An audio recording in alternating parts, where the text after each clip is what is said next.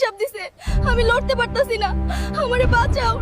ওই রাক্ষসী, আমার মাইয়ারে ছাইরা দে, আমি এই গাছ উপড়ায় ফেলমু।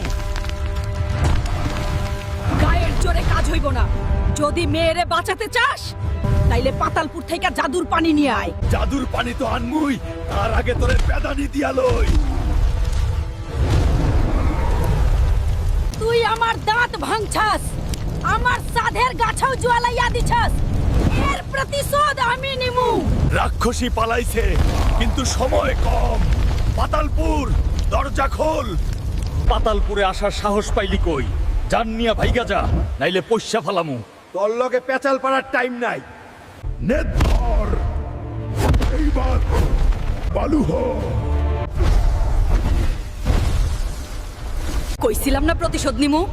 এখন তোর লাইগা কেউ আর পরের পার্টের জন্য কমেন্টও করব না, লাইক আর সাবস্ক্রাইবও করব না।